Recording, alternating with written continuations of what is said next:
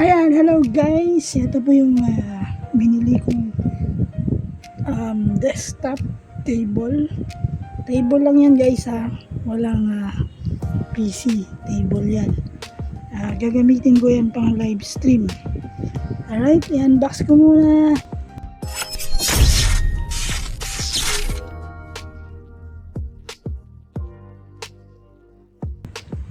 Ayan, ito na siya guys. Buksan natin. Charan! Charan! Ayan! Solid to guys. Oh. Wow, kaya pala ang bigat.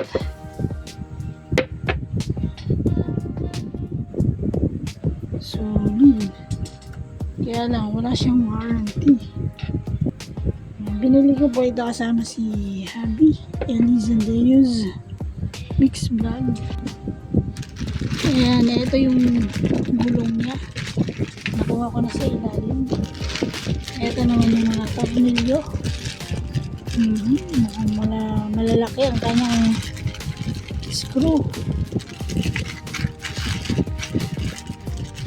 Ayan. At ito ang kanyang manual. Ayan, ito yung manual niya. So, aralin ko muna to guys. Bago ko siya buuin kasi bawal daw magkamali at wala siyang warranty. Ayan, kaya natin yan. Kaya natin yan. Balik ako ulit guys.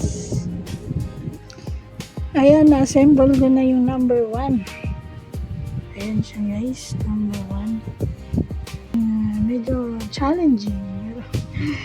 Sana mabuo ko siya. Proceed na tayo sa number 2. So, ang number 2 is ito yung wood number 4. Lalagyan natin ng ito. Ito yung para siyang drawer, like parang drawer pero hindi siya drawer. Ayan, kakabit to sa gilid.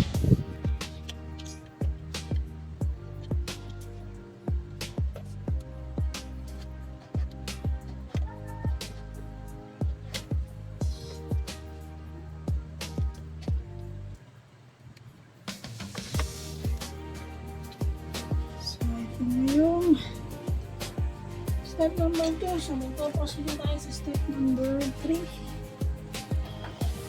So, ito guys, yung step number 3 is lalagay natin dito. Kabila, ito, 6 and 7. Kasi ito yung lalagay natin. So, paano na? Simulan na natin. Kita ba?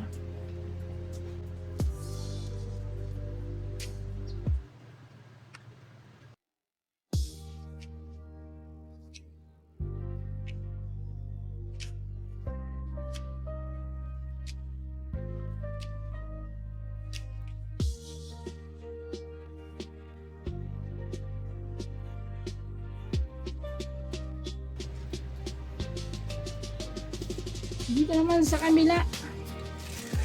Ayan.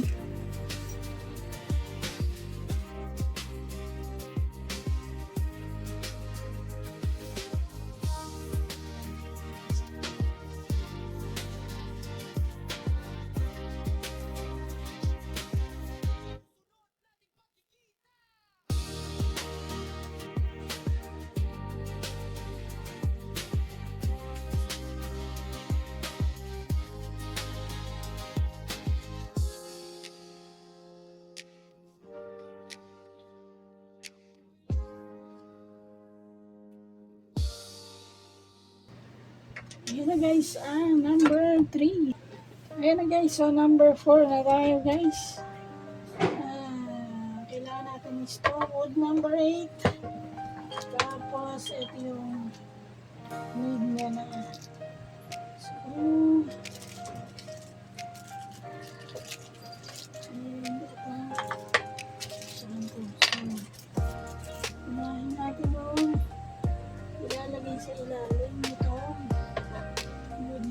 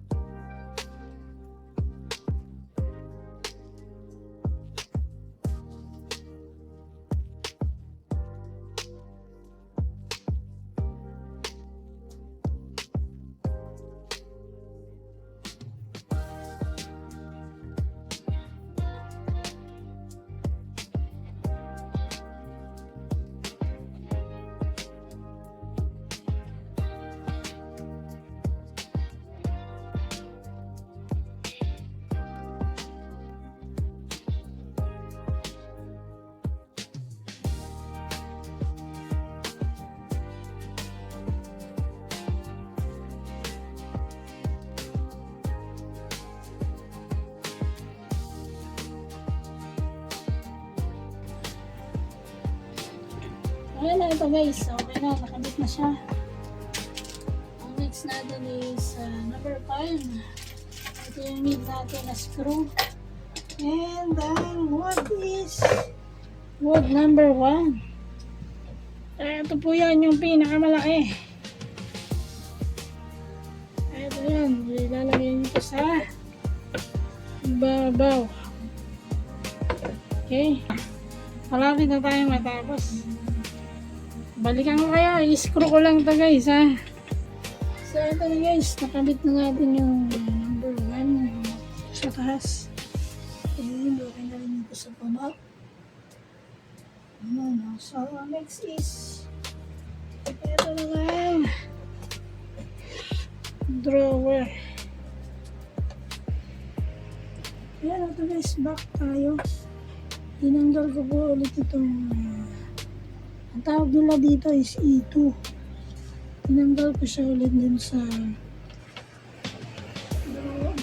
wood kasi meron pong mali. Dapat pala dito siya unang ikakabit. So ito na sana ikabit ko lang. Bago siya ikakabit sa dito sa dito. So try natin ulit. Ito isa. Medyo mahirap to guys. Dito ako nagkamali mali. Pero try natin kung magagawa natin ulit. So itong pangalawa, ang ginawa ko dyan is nilagay ko muna yung screw sa loob.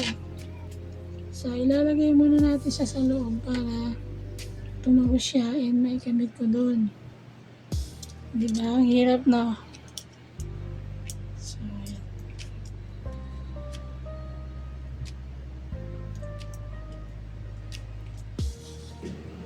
ito na siya guys. Ito na yung tornilyo sa loob, sa ilalim na.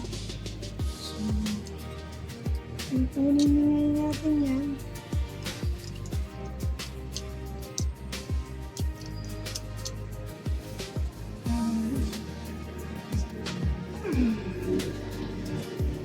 Kakamit natin dito sa butas nito.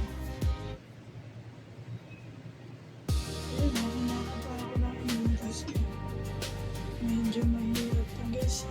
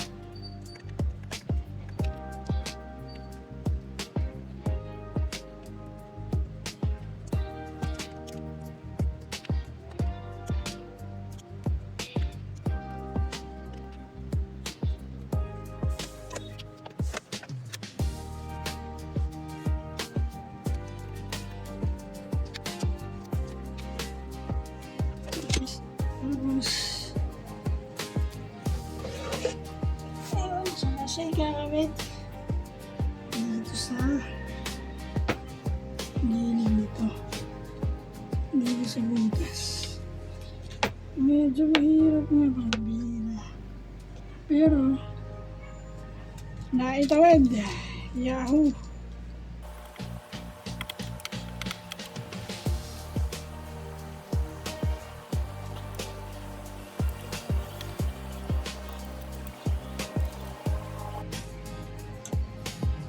Okay, tingnan naman sa kabilang side.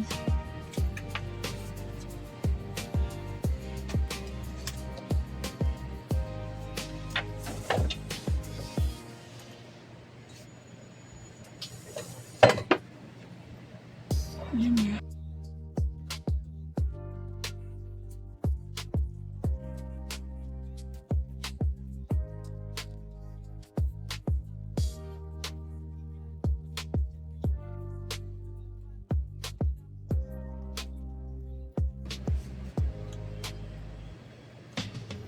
Yun.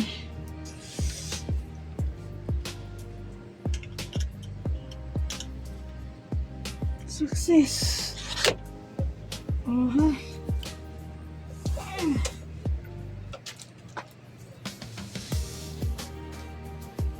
Success.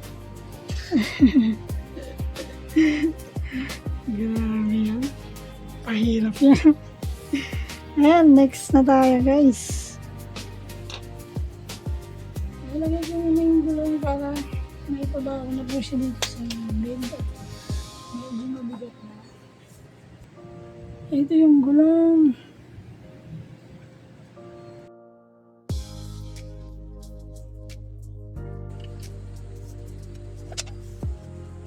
Mabigat.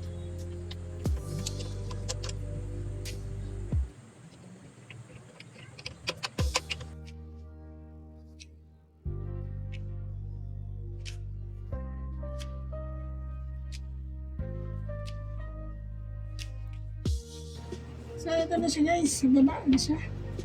Ikabit ko na yung gulong. So, ito na next. Oops.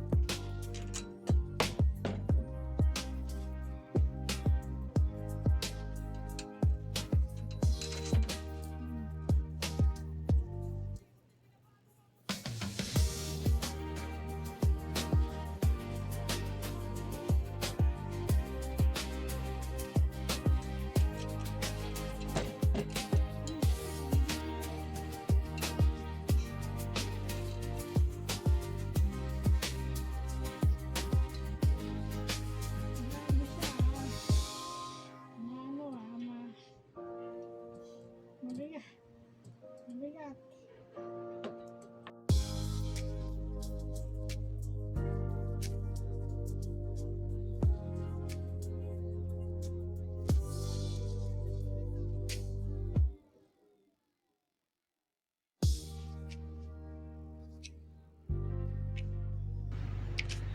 Ayan na guys, ito na yung finish.